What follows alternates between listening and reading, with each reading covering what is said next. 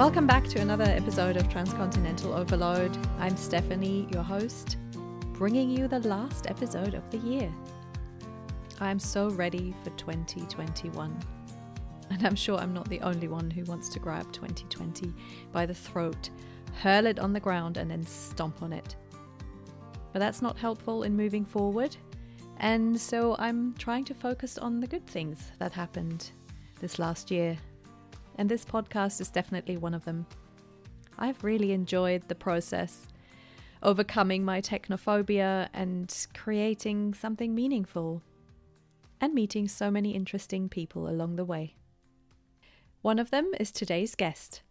I'm talking to Etienne, a tech entrepreneur from South Africa and co-founder of 7 CTOs, who has been based in San Diego, California for the last 20 years. Before that, he spent some time in Germany. I met Etienne through my husband at a work event and felt an instant connection with him. Maybe because he spoke German with me, but you know how it happens sometimes when you meet someone and right from the bat have a really good conversation. So that happened, and of course, I had to have him on my podcast. We actually recorded this conversation the day after the US election. And while we were recording, we didn't know yet which way the election was going to go. We both felt like we had been punched in the gut, vaguely hopeful, but equally shocked at the number of votes for the current president. And at first we thought we might have to postpone our conversation because we couldn't really focus on anything other than the election. But we stuck with it, even though we had no idea what direction we were going to go. And I think it ended up being a really intense and interesting conversation. We are talking about everything from our Starbucks names to speaking with an accent, South African and German sausages, bringing up multilingual children, and what happens when our parents get older. So let's hear Etienne's story. Hello, Etienne. Welcome, Stephanie. Thank you. Transcontinental Overload. Very, very happy to be here. And it's very nice to be talking to you. So before we jump into specifics, why don't you give us a little background to who you are, where you live, and then we'll just talk about your journey. Okay. My name is Etienne. To some Americans, it's ATM with an N. Really? Okay. It's also Etienne, Okay. Mm-hmm. which is okay. I mean, I understand. But Americans are very they're used to strange names and making them even stranger. I had you find everything. I used to have a chip on my shoulder about my name, and then I just realized, you know what? It's a strange-looking name, and it combines vowels and consonants in a way that they just haven't seen, and I need to get over myself. Your name is a beautiful mix of different countries and cultures. So I love it. Yeah, explain that.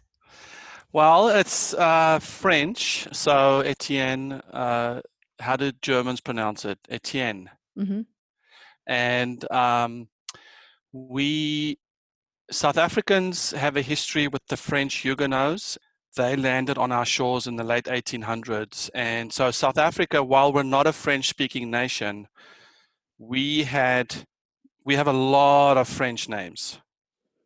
Jacques is a very common name. So Etienne is actually a common-ish name in South Africa. Mm-hmm.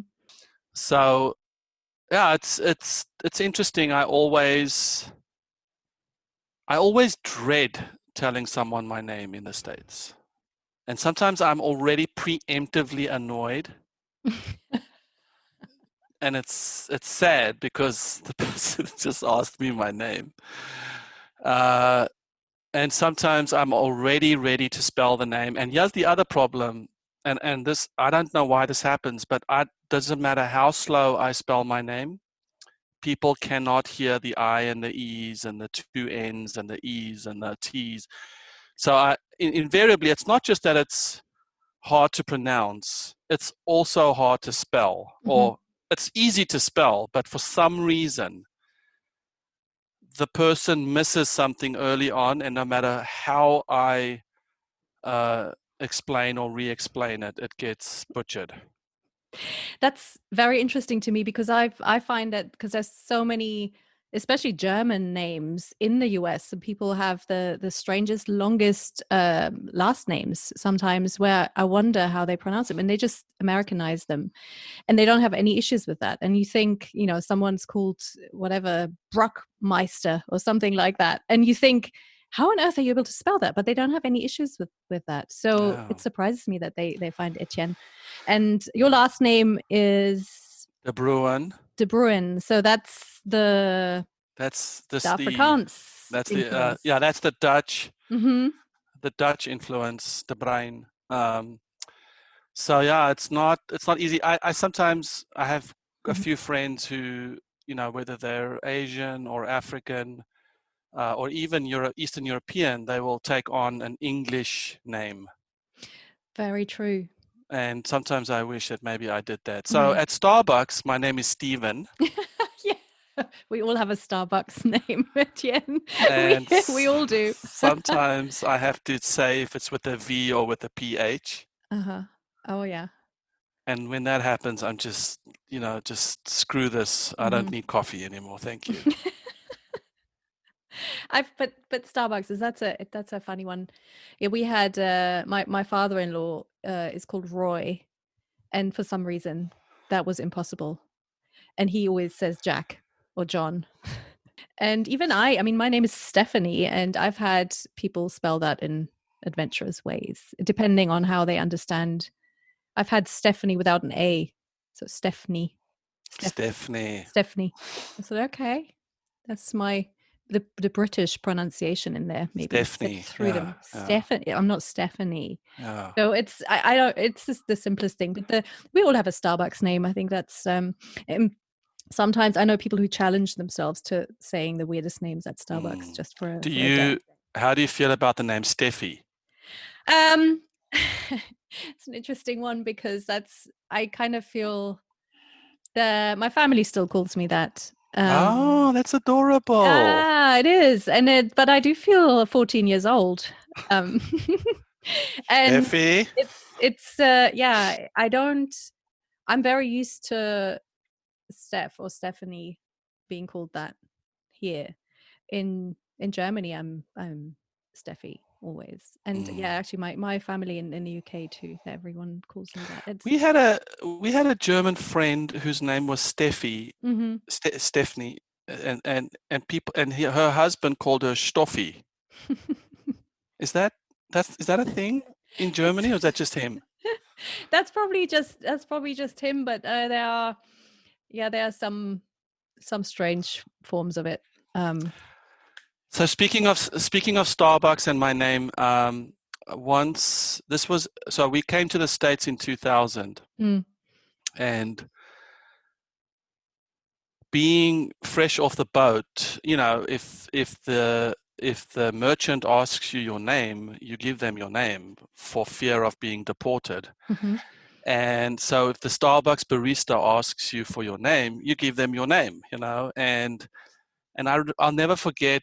And then, of course, always like E-T-I. Yes, it's an I. It's an E.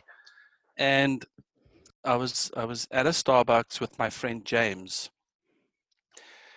and there were two lines, two baristas with two tellers and two.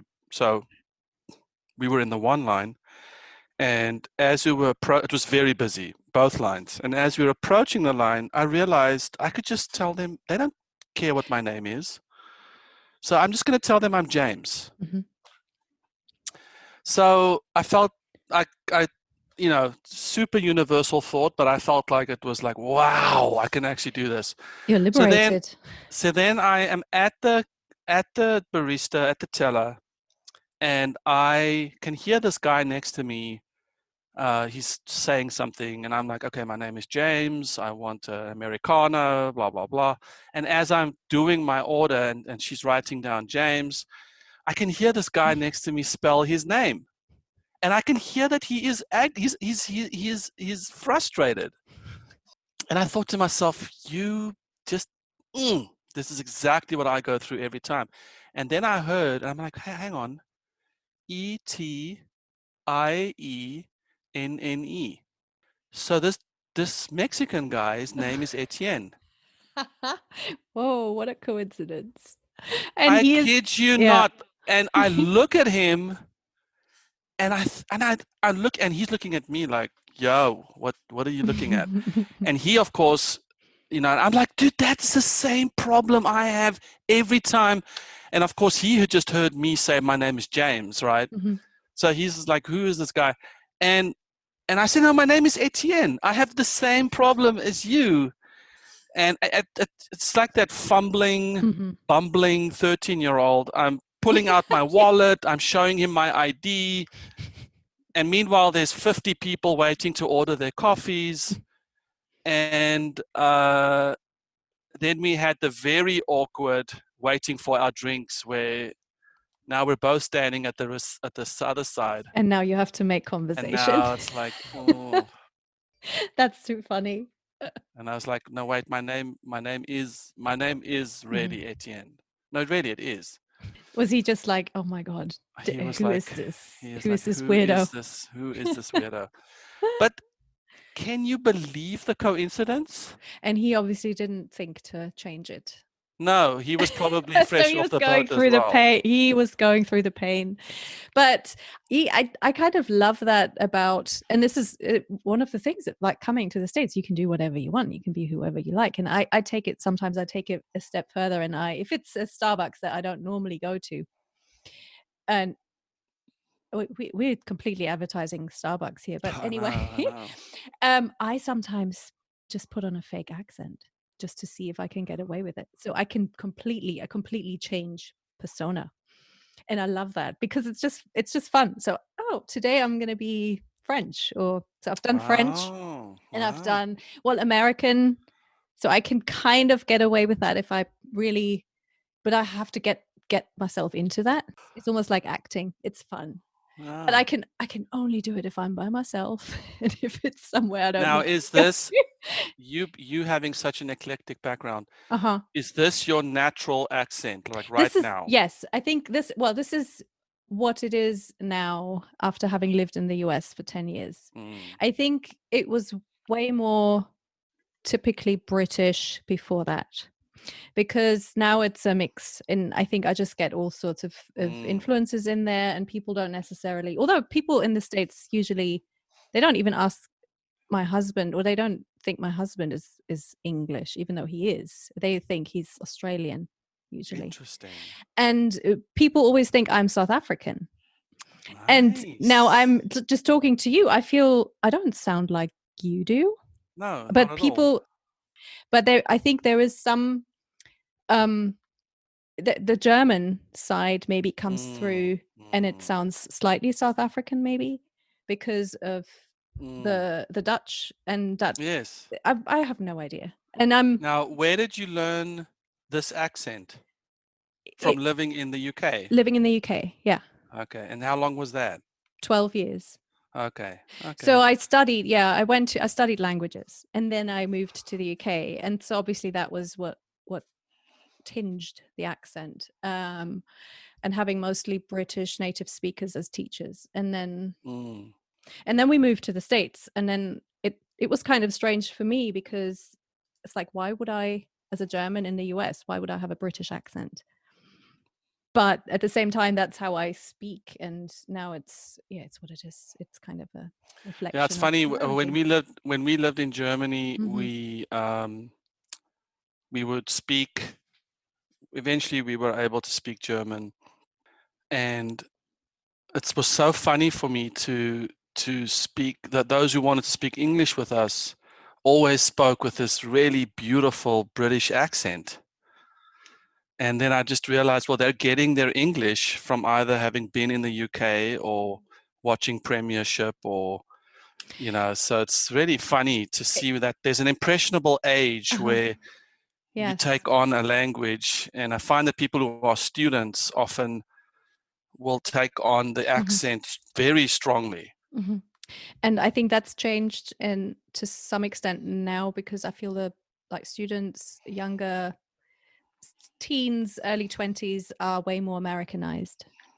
So now it's all down to the YouTube and all that, the influence. So that's what they watch, and that's the accents that come across, because usually now speaking to younger Germans, they will sound American. It's interesting, and I can't do it unless I really get myself into the into that yeah, it's like I said, I just do it for a laugh Yeah. sometimes. But so tell us, so you're from South Africa. Yeah, so we were born, I was born in South Africa. My wife and I went to Stellenbosch University, and that's where we met. I got my computer science degree, and she got her psychology degree, and we moved to Pretoria after that, where I had my bursary and I had to work that off, and then that got acquired by a startup. And then that startup gave me the opportunity to move to Germany to continue work on a product. And where in Germany was that? Aachen. Okay. And Kath and I lived there for 3 years, and then in 2000 we moved to San Diego.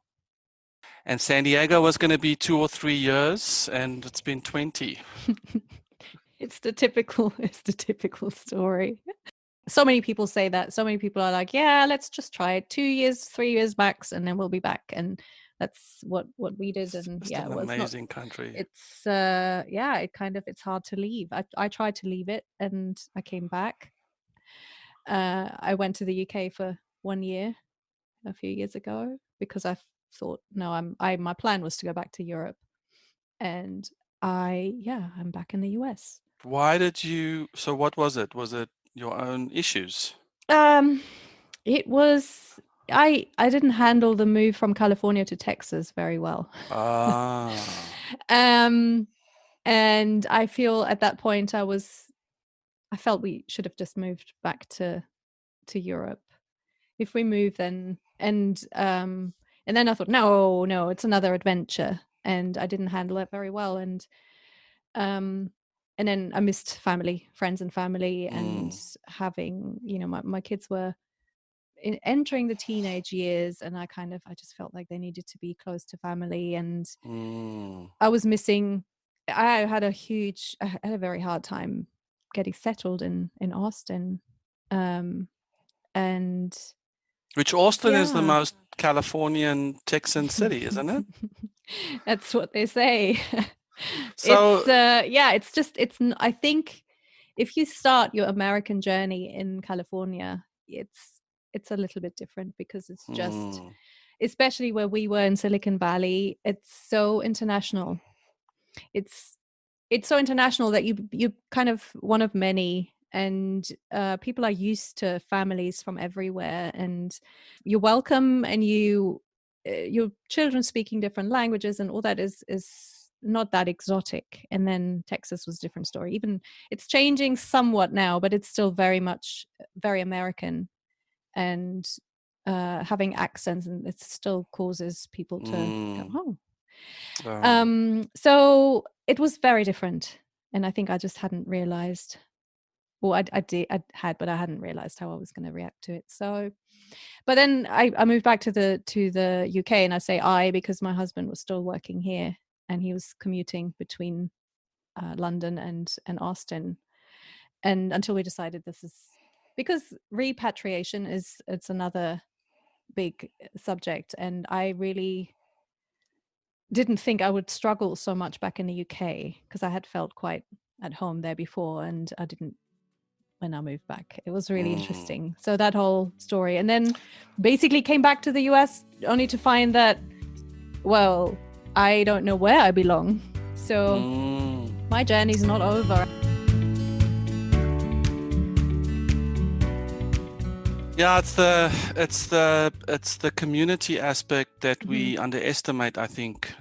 I think when you're in South Africa, there's just this DNA that everyone shares that just gives you 80% comfort and a sense of being. Mm-hmm. And when we moved to Germany, and then so the way I visualize it is we cannibalized our community by the move to Germany, and then we destroyed it when we moved to San Diego. Mm-hmm. And literally, Kath and I we didn't have any children, and we just, like a 1-2 punch,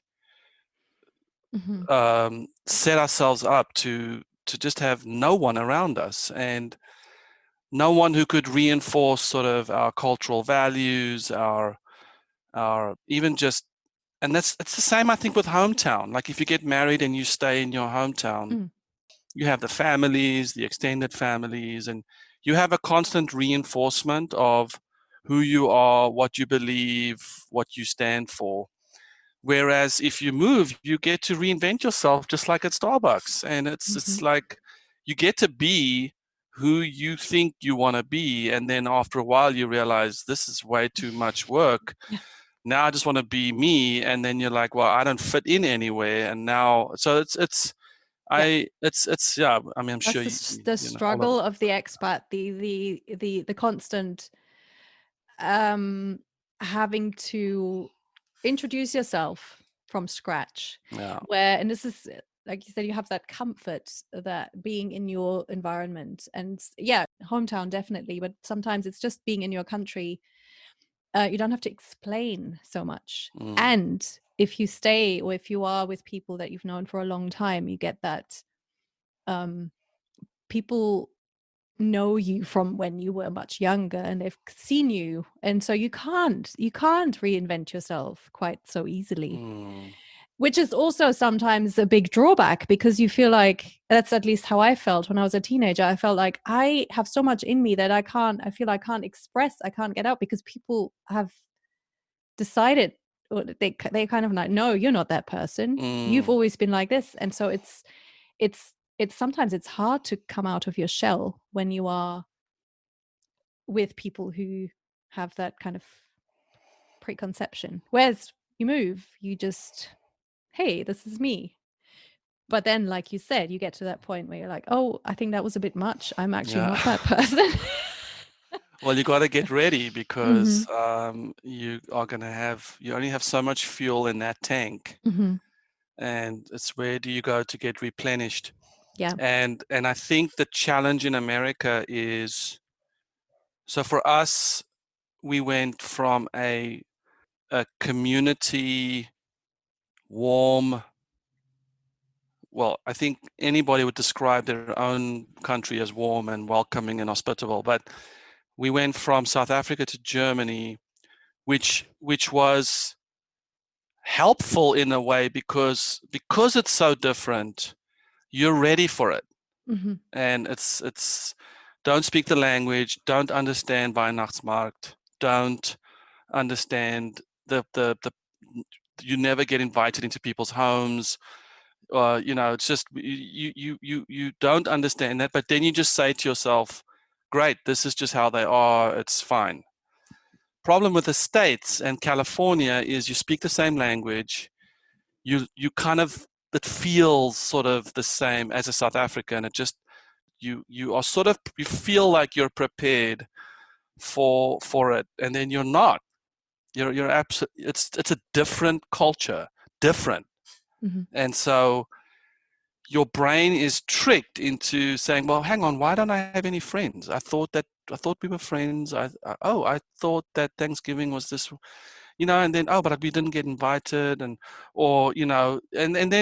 then you start realizing, hang on, were actually pulled into a system that you thought was familiar, but is very much not familiar. And I think the biggest one in the States for me is the individualism as a value.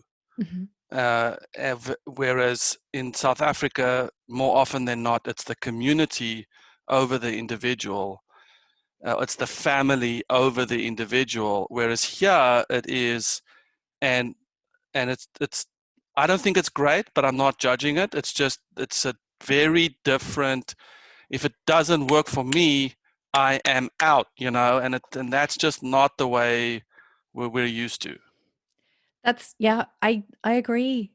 It can be amazing in terms of being able to express yourself. We kind of alluded to that earlier, and reinventing yourself and saying, hey, this is me. And this is particularly true here in Austin. Is very welcoming to the weirdest individuals.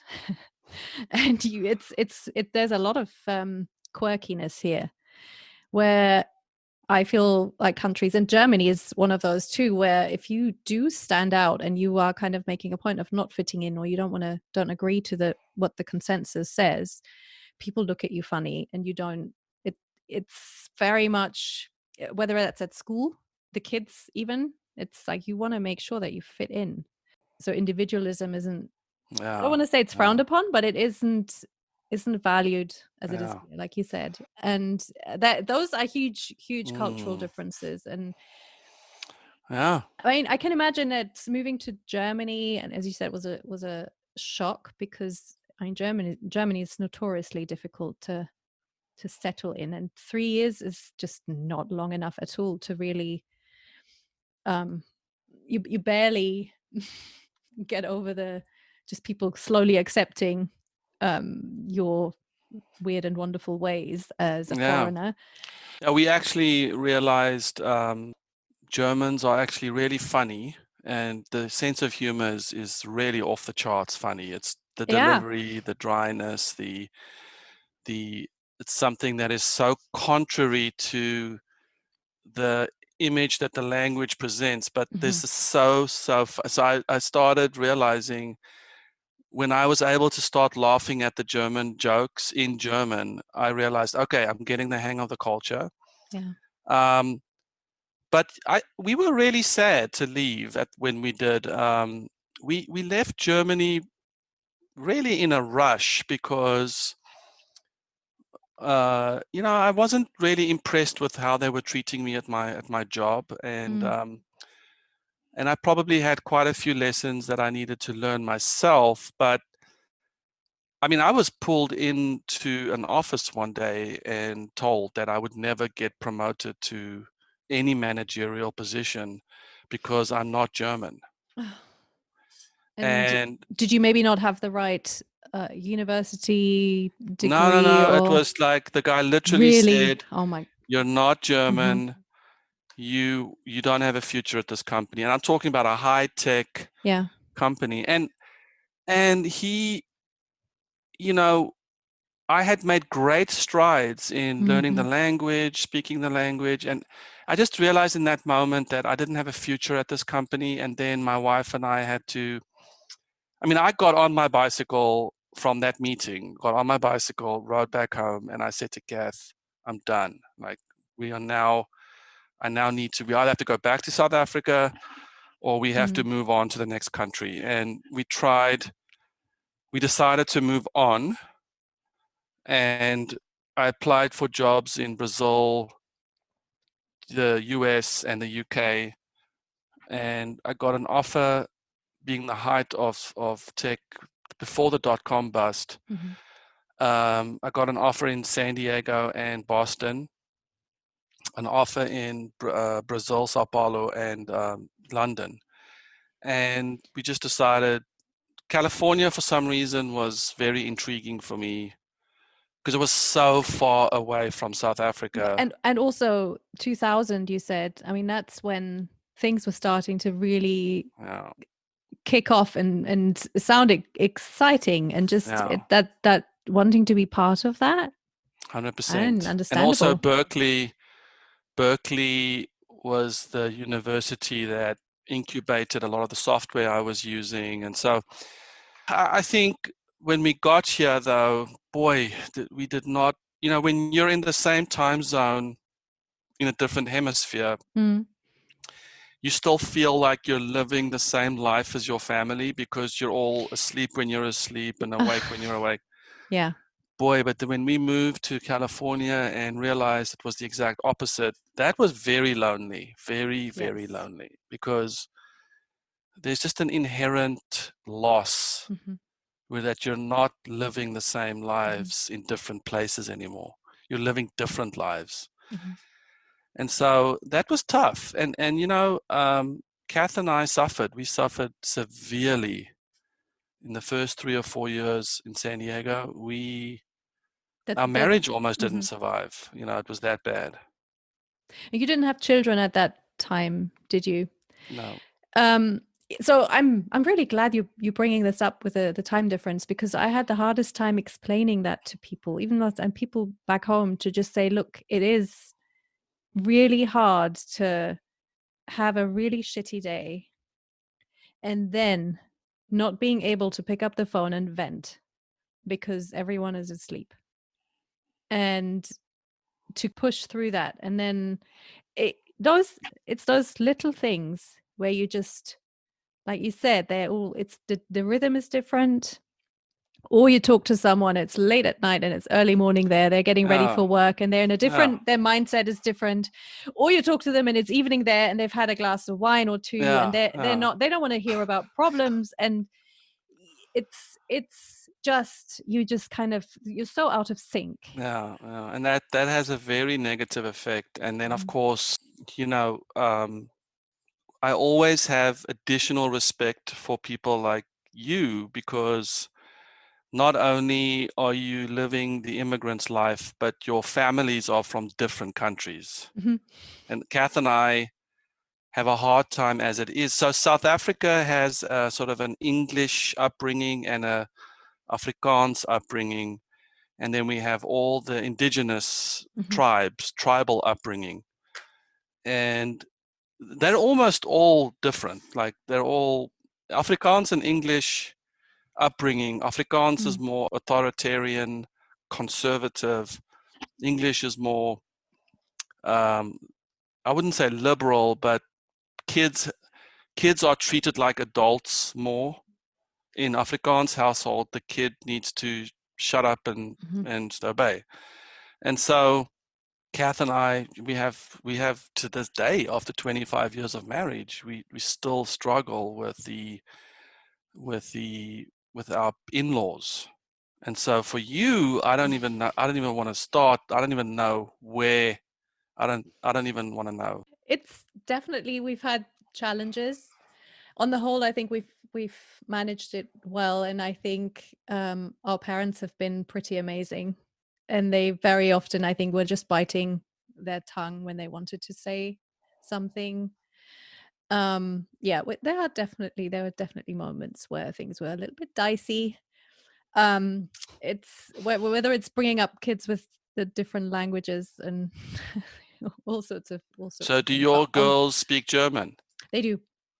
Okay. Yeah, they do. And I never pushed them to really study it or go to German school or anything like that, but they're fine. And they would, if they moved to Germany, they would just pick it up and learn to read and write as well. So that's something I really wanted to do, and I invested a lot of time doing that. It was important. And my parents-in-law accepted that. They didn't always like me speaking German with the kids when they were around, but on the whole, that the fact that they were exposed to the languages, they found amazing. And they've been really supportive in the whole, even, us moving back to the UK and then coming back to the US, they've always been really supportive. But it's not easy. Yeah. So that is, I have a lot of respect for couples from different cultures, like different countries. We does Stuart speak German? His passive German is very good, so he understands a lot. And that's what happens, right? And I think if we move to Germany, and he would pick it up very quickly. He's quite good when he's had a few beers. So it's not like we can talk shit behind his back. So he definitely picks up on yeah, we noticed that about our children. I tried to teach my firstborn Afrikaans, but it was, Afrikaans is a language that is only spoken by 3-4 million people, and I think the bilingualness is more important than which language. And so I eventually gave up, and It's so hard we to, have them in Spanish yeah. now. It's like you said, the bilingualism, it's not really about the language, it's about the picking up, just so your brain is Yeah. used to that Massaged. and structured in a different way. Yeah. And but also it's, if you have to be, I don't have the number in my head, but the percentage of their waking hours that they have to be exposed to the other language is so high that unless you really do it like as a full-time job, it's really difficult. Or you have to get a nanny or childcare or the school or outside influence. But if you are working and it's just too hard to do. And because people always assume that children just pick it up when just by reading to them, and it's No. not enough No. at all. And if there's no support, if there's no grandparents or friends or other families Yes. that Yes. are The part of that, cross then referencing. mhm, Yeah. mhm, The cross referencing, I think, is important. And yeah. yeah, I had a really sad moment with my son, and that's when I decided, screw this, I'm Mhm, switching back to English, which is, he was about 2 or 3 years old, and I was religious about Afrikaans, Afrikaans, mhm, Afrikaans. And I to this day, I wished that I had pushed through, but I was having a moment with him, and he didn't understand me. And mhm, he kept looking to my wife to understand what I was saying. And that was the moment where I decided, okay, relationship is way mhm. more important than learning the language. And so that was where I decided, okay, giving up on Afrikaans. But like I said, they're all in Spanish immersion schools, and I have a fantasy that they will speak Spanish to each other, the three of them. So I'm trying to coach that, Mhm. even though we can't speak Spanish. Um, I'm hoping to get to a point, because that's what happened in my household. Was my parents forced the kids to speak English to each other. To Mhm. this day, that's what we do. And so I'm hoping that for my kids, that they will speak Spanish to each other and English to their doofus parents. And how's that going? It's not bad. It's not bad. I told them, you won't get a phone until you guys are all speaking Spanish to each other. Very And I nice tactic. I made the converse true as well. Mhm. I said, you can get a phone tomorrow Yeah. if you speak Spanish to each other. So the terms are out there. That's how important it is to me. They're only 12, 10, and 8. So I know you Yeah. know a You've lot more about this than I do, but I'm naively holding on to that as a incentive. coming back to that like sad moment, if you limit yourself to one language with your child, there've been studies, and there's so many articles on multilingual families where people are choosing a way to teach their children the language, and some parents really just stick with the one language completely and don't ever deviate from that. And that didn't work for us. I didn't like that. I didn't want to, and that was also being in the UK. I felt like people were giving me really funny looks when I spoke German with my kids. Different in the States, Hmm. the reactions to that. And but also I felt like I'm speaking both languages, so that's part of me. And so I always spoke both with the children, and they just got used to that. And English was our family language, and so they never had any issues with me But switching. did they only get German from you then? Yeah, That's yeah. amazing.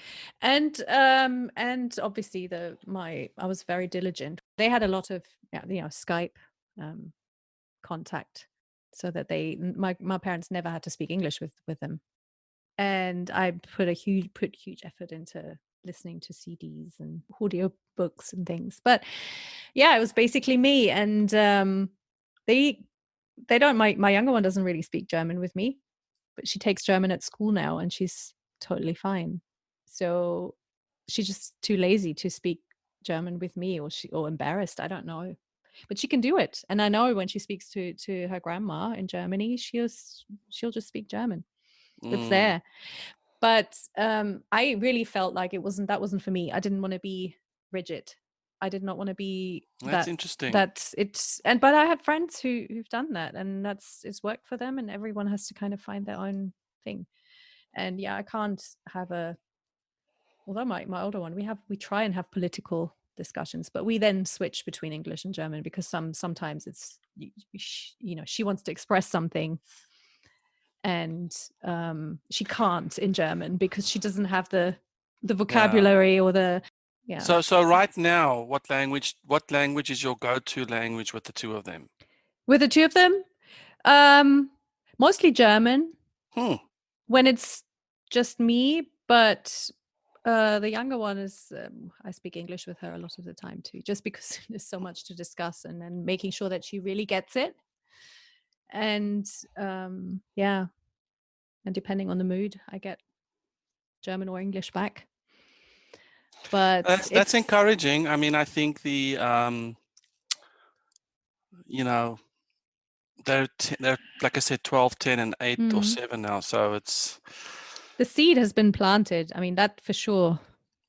It will be there, and that ear for it. And I'll take that. I sort of gave up because I wasn't religious about the one language, but I find your feedback quite encouraging. And do you feel sometimes that you're sad that you can't speak Afrikaans with them? Do you feel like you're missing something? For me? For you? No, I don't feel that for me. I find that I romanticize the language, so I really love listening to it, and I still very much follow South African sports, and so the culture, which of course includes the language, is important to me. I definitely feel a vibration when I hear the language. I would say 99% of my drive for them to speak another language is just that it's good for the brain, and that's all. Yeah.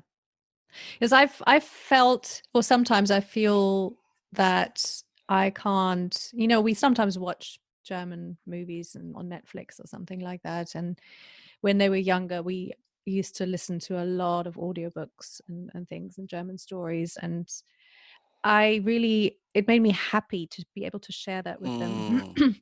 But as they get older and I see that they just don't have enough influence, like culturally, especially like when they're teens, and they would need to be exposed to people their age and the culture. And so sometimes I feel, especially, and you mentioned this earlier, that German humor, there's comedy and there's all sorts of things, and I feel like I can't really share that because their level of German isn't enough to really appreciate it. And that sometimes I feel like I wish I could share that when and it's childhood things, the childhood stories that you grew up with and the references, and it's like they're not getting them, but they never lived in Germany, so I have to separate that, because their cultural references are the UK and the US. It's I used to tell people that I think Germans are the funniest people on earth, and then they'll always be like, what are you saying? To this day, I still say Danke, Anke. Do you remember whenever my mom does something or my wife, I'm like, Danke, Anke? Yeah. Anke Engelke has got have you seen a show on Netflix? No. Oh, what's it called? I need to look it up. I loved her so much. So she's still around? She is still around, and she's in a Netflix series, and I'm totally blanking on the name now, but I will look it up and I will insert this. Please send it to me. It is she is celebrating her family. It starts out with them celebrating their silver wedding. And they have a party. She's throwing a party for her husband, and then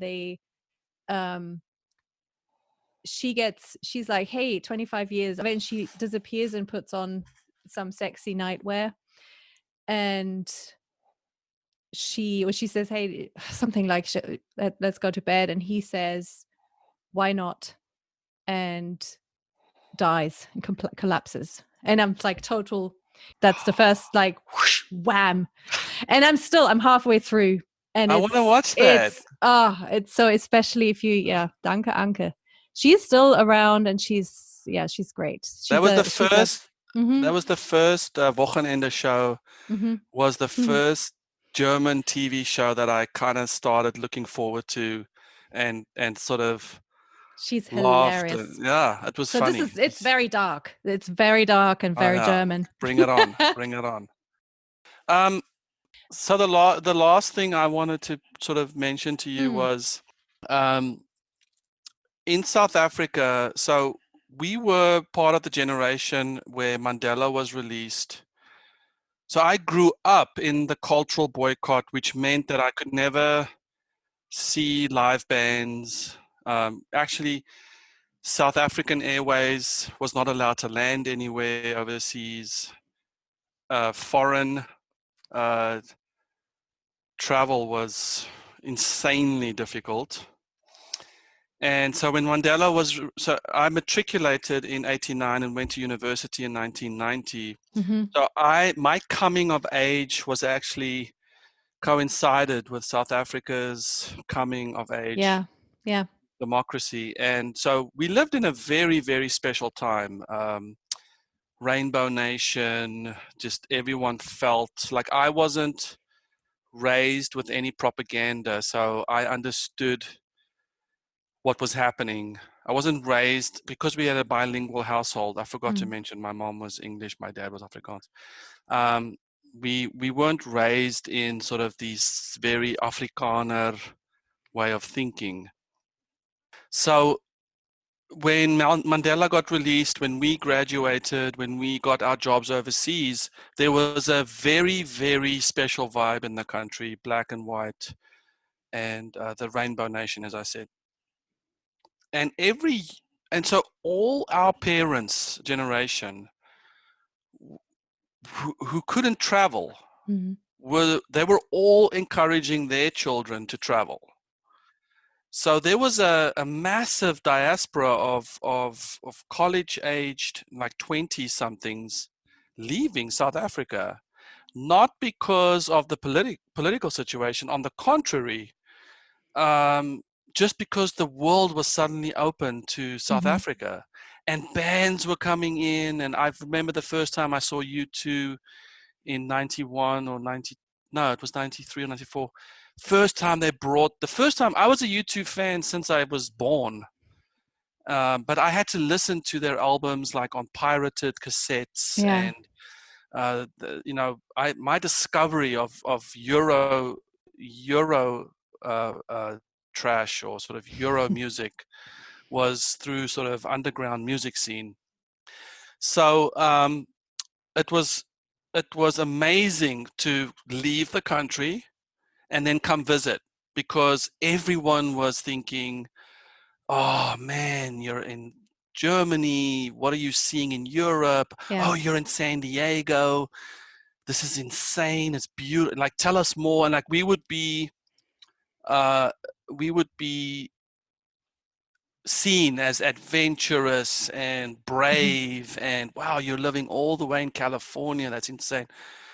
And then I noticed a shift, and I think it was twofold, but I noticed a shift, and I think you kind of touched on it a bit earlier, where people are not that receptive to you anymore. Like it's not cool. And so what we noticed was, well, in South Africa, it shifted from it's cool to be out there and do your thing to why aren't you home and why aren't you here fighting the struggle with us? And now you're being seen not as someone who is representing South Africa to the outside world as a beloved citizen. You're now someone who has left the country, and you're not part of the community anymore. And that was was the worst period of our lives. Mm-hmm. Because the second thing that happens is, which you said earlier, is you start taking on the culturalisms of your new country, which is just enough of a differentiator to where you seem foreign to your family. And it might be anything from a slight twang in your accent Mm-hmm. to a slight change in your values to maybe the individualism that you so detest comes and becomes a part of you, and that now becomes something that is detested in your home. And to that moment where you realize that you don't have a home anymore, Yeah. is the worst feeling ever about immigration and repatriation, Mm-hmm. as you said. That was Yeah. terrible, tragic. It's where you have to find your identity or be happy with where you are, knowing that you don't belong fully anywhere, Yeah. really. And then kind of finding peace with that. And I Yes, think and that's then the realizing ongoing, that's the life you chose. that's the Yeah. life, that's the life you chose. So So you, do you feel could you go back to South Africa, or do you feel like it's just too different? You've changed too much. I vacillate between hell no to maybe. Mm-hmm. So I think Kath and I have made peace with the fact that we are in a phase, Mm-hmm. and maybe it's a phase that you're coming out of with older children.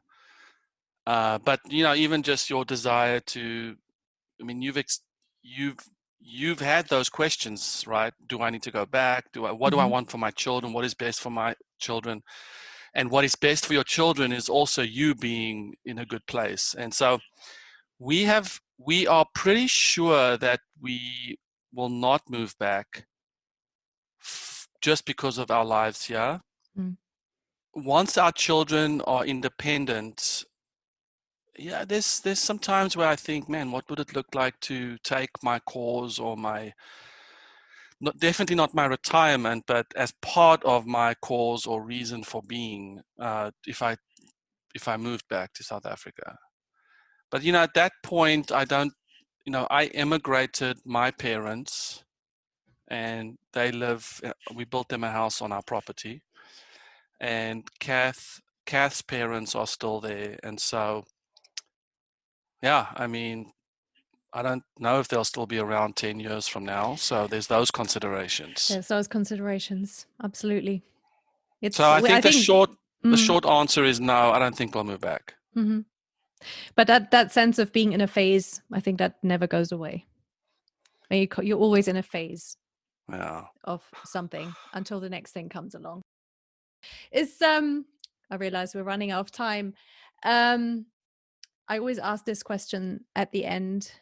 Is there anything that you miss so much from South Africa that whether it's a tradition or a certain food or something that you make? Do you have a recipe or something that you like to dig out when you miss it, or when you want your children to have a sense of connection to that place? Yeah, that's a good question. It's a very simple answer. We have a sausage that we make that is called boerewors.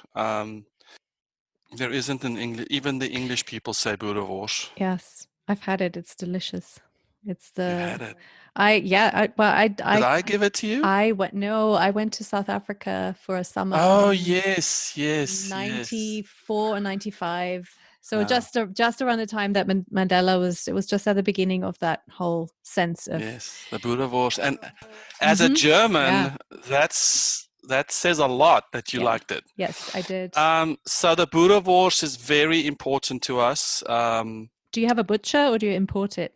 How do you So get we it? have a a Mhm. South African butcher in San Diego that makes Mhm. it.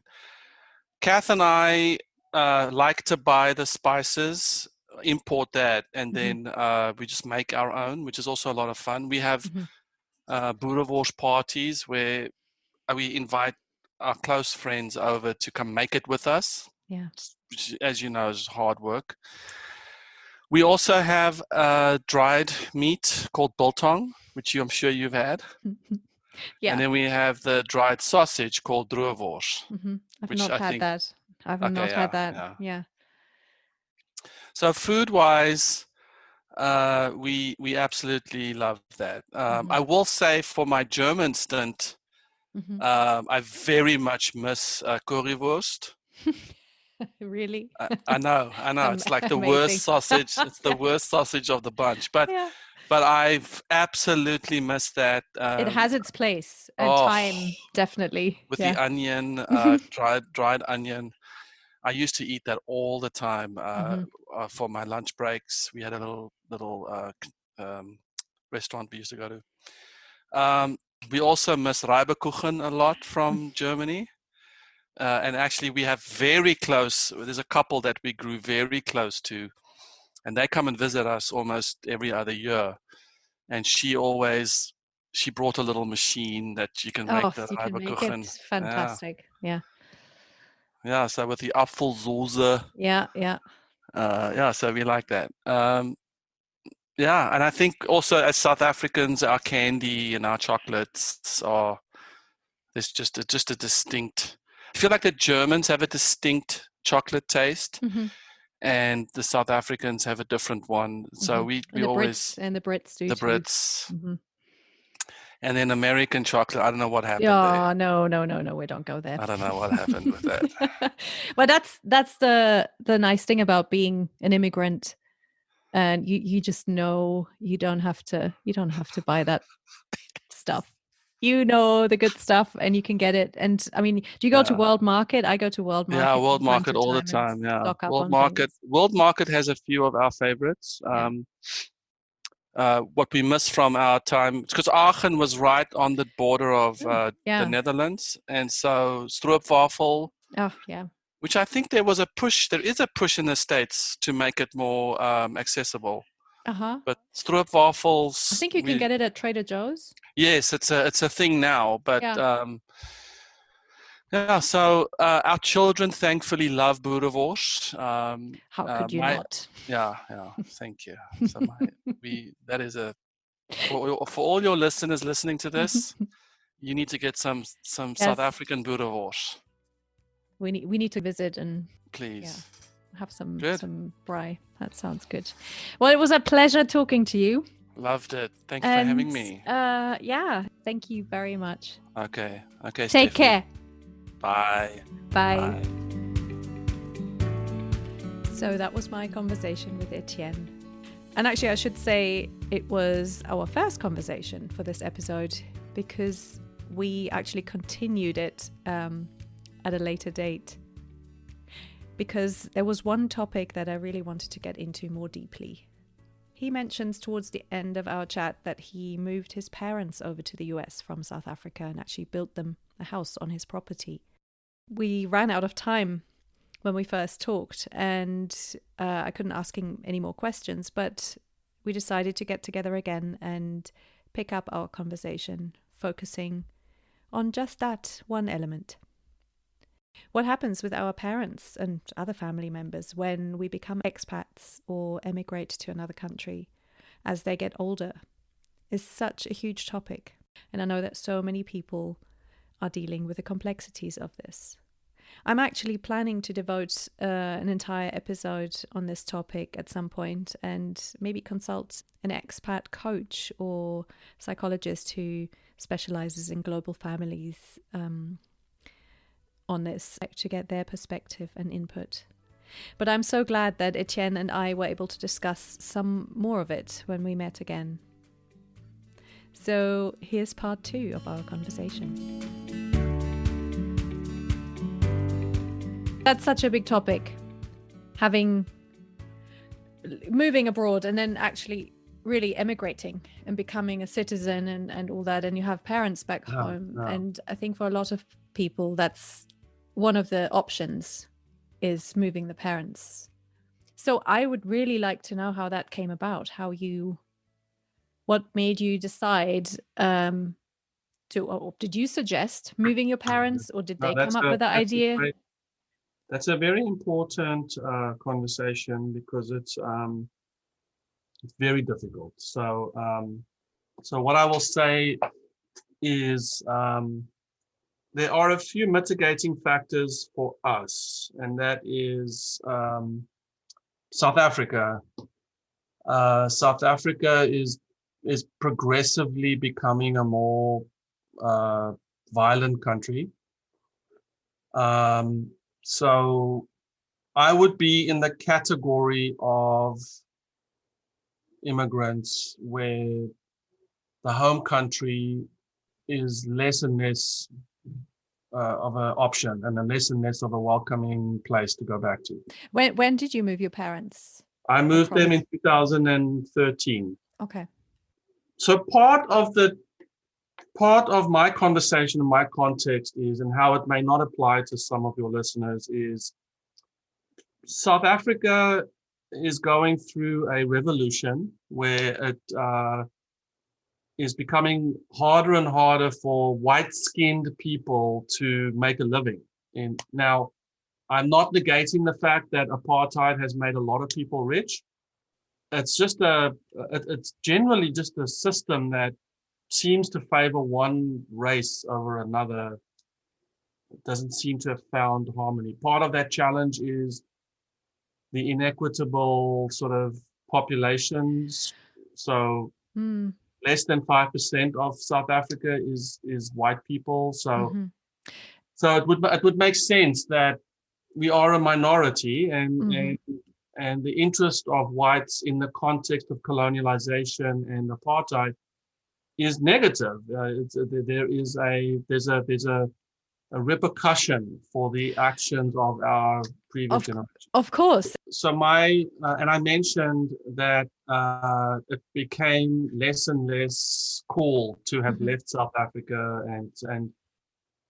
and so the reason I'm sort of taking the time to paint this picture is because this may not be the case for other immigrants whose parents are well off and taken care of by the pension system, or so just to keep in mind that my situation is a little more complicated. Now, in my marriage, I brought my parents over, but Catherine's parents are still over there. So I have a very interesting situation. There were two reasons why I strongly considered moving them over. One was, from my perspective, they were living in a town just south of Johannesburg that became more dangerous. Stories of violent crime was, like COVID is kind of coming closer and closer to all of us. You're starting to see, we literally had murders, home invasion murders on the street that my parents lived on. And if I have a home invasion murder over here, it would rock our whole town. In South Africa, we were like frogs in boiling water. We weren't rocked. It was just like, oh, well, that couple. My mom would be like, that couple that lives 4 down. The husband got murdered the other night. So, okay. So reason number one to take action, and then secondly, we were having our third child, and so my household expenses, I was starting to do the math, and I started realizing it's costing me more for daycare than it would cost for me to fly my parents over every other month. And so I remember writing a long letter to my parents. So there's a couple tips and tricks that I think would be very interesting for your listeners. One is you need to understand, if you're trying to convince your parents to move, you need to understand that they have a circle of friends. Yeah, that was going to be my next question. It's like, how do you get your parents to even consider it? So our process was not simple. Even with this situation I described, it was difficult because they have to exchange what they know for the unknown.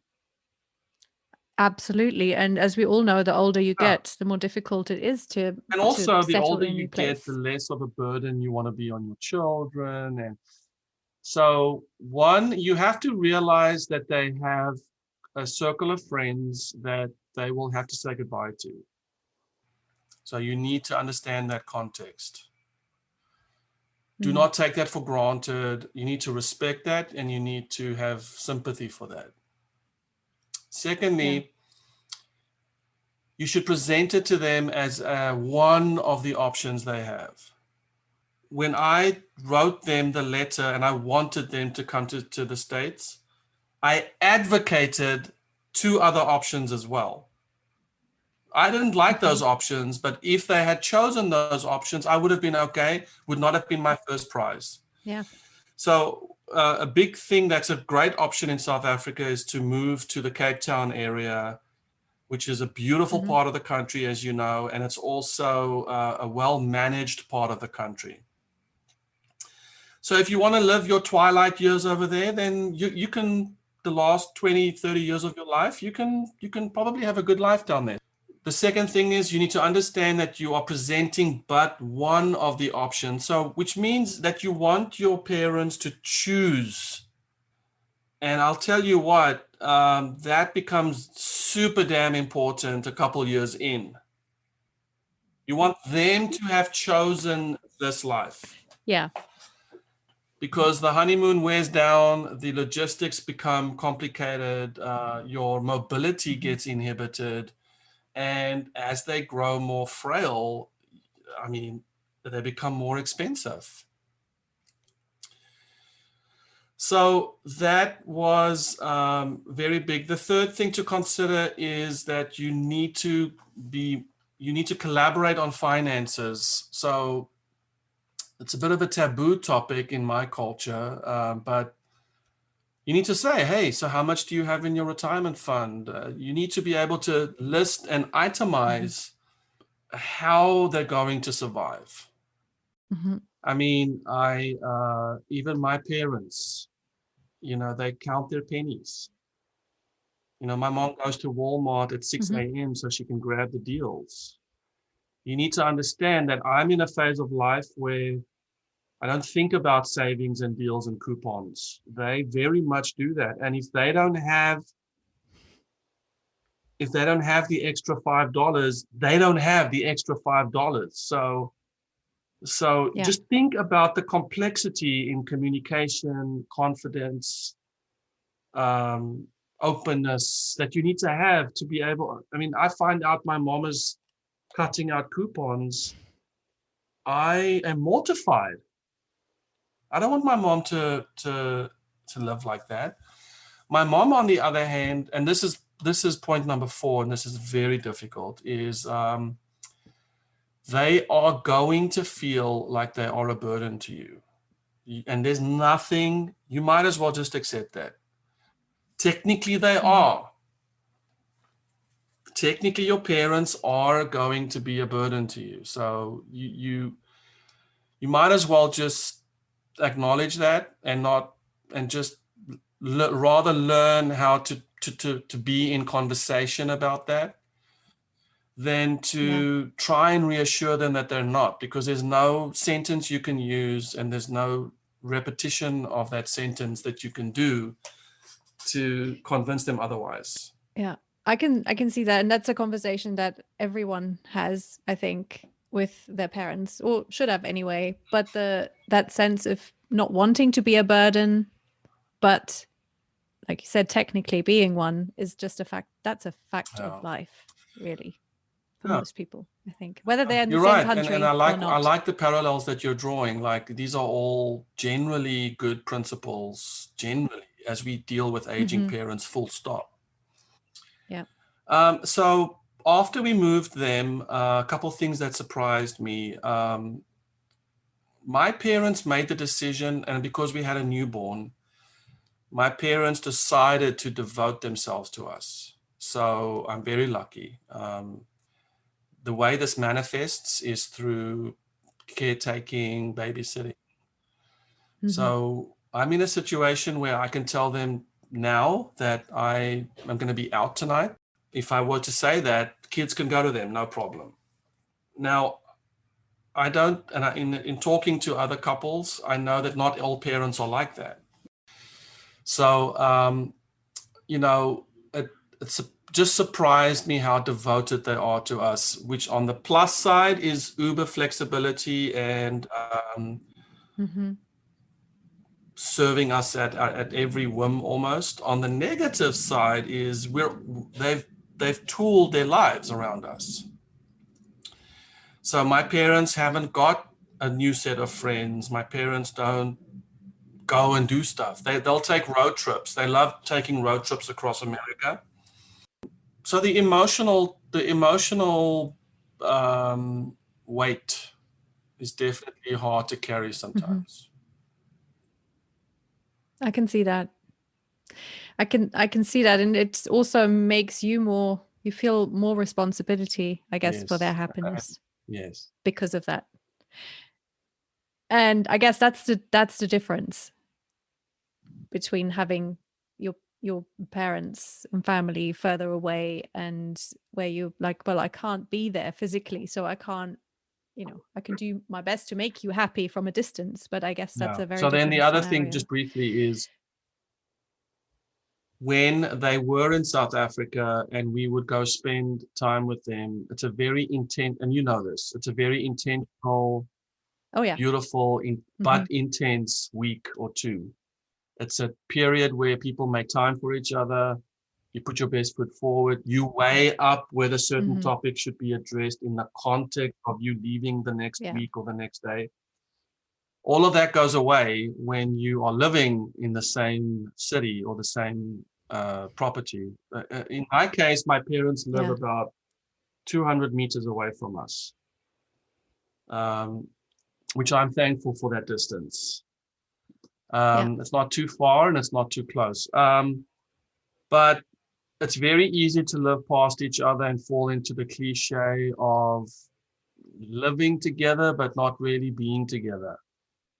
I'm really interested also to hear, because you said your wife's parents are still in South Africa, and was that ever on the cards to move them also? No, I tried my best to convince them to move. Now, I am the in-law, and they are farmers, so they are people of the soil. And my father-in-law, I think, decided that he wants to breathe his last breath on his farm. So yeah, but then that also takes some of the burden off you in terms of you don't have to make that's very true. And I think this is where Kath and I, and maybe this kind of goes into sort of the complexity of the burden this places on a marriage or on a partnership is, I am my parents' son, and my mom wants to cook breakfast for me. My mom wants to empty my trash can. Honestly, my wife, no offense to people, this is no gender thing, but sometimes my wife in our biggest fights will say things changed when your parents came. This is such a huge topic. I feel, we talk so much about our children having problems and trying to learn new languages and becoming, moving as a teenager and getting integrated into a new society in a country. But the topic of the people we leave behind, and then as they get older, that's something that doesn't get talked about as much, I think, and it's huge. And just our few minutes talking about this now have, there's all these issues that come up, and it's affecting them, affecting you, your wife, your relationship, your relationship with this country, your children, exactly. So it's a huge topic. So I definitely want to I'll come back to you on that once because I have contacts to some psychologists who are dealing with expat families, global families, and I would be so interested to hear their input on this. I actually have a close friend who's Italian. You should have probably talked to him, because he also has, he's basically estranged from, he's pretty open about it. But, that's a story that just went south. They were so excited to be together, and it completely wiped out. Wow. Yeah. I mean, They don't talk to me. it's such a hugely complex Yeah. topic, but yeah, well, it's a little bit of food for thought. Yeah. I hear so many stories from people, and this is our generation now. We're straddling the whole thing. We have the teenagers, the preteens, and the teenagers, and then college students on the one end, and the aging parents at the other, and we are far away, and it's Yeah. And I think this is where you probably struggle, or the thing you're going to face, which is the same thing I'm facing, but just in a different context, which is you are having to face being far away from your parents and them becoming frail. Yep. How do you, as an expat, handle that? I am in a situation where I brought my parents here so I can see them grow frail. How am I going to deal with that? Yeah. I often think about, and this is a very morbid note to end on, but I often think about this house I built. Mm-hmm. A couple of years from now, 10 years from however long, I will look at that same house and my parents will both be gone.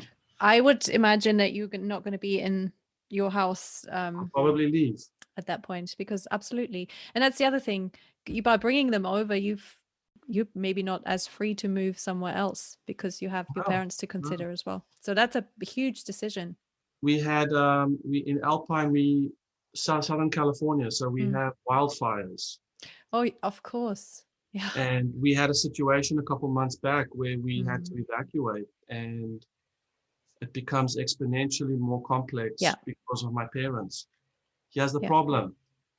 My dad didn't want to evacuate.